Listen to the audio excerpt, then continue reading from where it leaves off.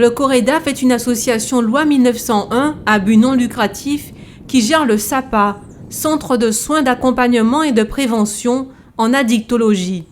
Les personnes en proie à une addiction, avec ou sans substance, licite ou illicite, y sont dirigées. Elles y reçoivent un accompagnement global mis en œuvre par une équipe pluridisciplinaire constituée d'un médecin addictologue, d'un psychologue, d'un éducateur spécialisé et d'une assistante de service social. Chaque cas étant unique. Donc nous, on doit faire des projets personnalisés avec ces personnes et voir comment on peut au mieux les accompagner. Et donc le but, c'est permettre aux personnes de faire une pause et se poser des questions sur à quel stade qu'ils en sont dans leur consommation et voir également quelles sont les conséquences sur leur santé et sur leur vie en société. Rudy Stralka est l'un des 3 psychologues qui interviennent au SAPA. Ses patients sont nombreux à être dirigés vers lui sous la contrainte. Alors, il doit les aider à développer leur motivation et travailler à trouver la raison profonde qui a mené à la conduite addictive.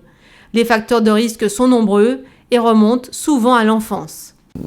L'évolution dans un milieu familial où un jeune ou un adulte va être en contact très tôt, de façon précoce, avec un produit, eh bien, ça va effectivement jouer un rôle. Les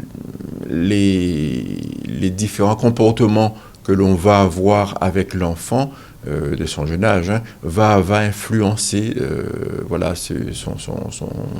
l'âge adulte, son rapport avec les produits. Donc tout cela va consolider une estime de soi, ou alors on va rendre fragile l'individu qui va pouvoir le mettre en difficulté plus tard. Par l'intermédiaire d'Astrid Jacquet, le SAPA intervient aussi en milieu carcéral. Chaque année, l'éducatrice spécialisée prend en charge 80 à 90 détenus souffrant d'addiction. Ces personnes vont aussi être orientées dans des groupes pour un travail d'activité au niveau de toujours leurs difficultés de consommation.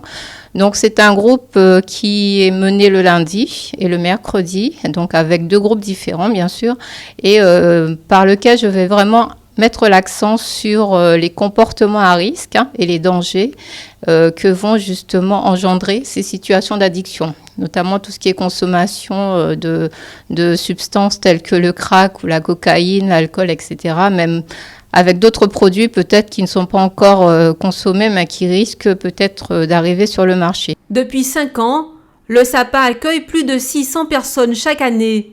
En 2015, elles étaient 622, dont 300 nouvelles. Autant d'usagers qui ont une chance de s'en sortir, car en matière d'addiction, il n'y a pas de fatalité.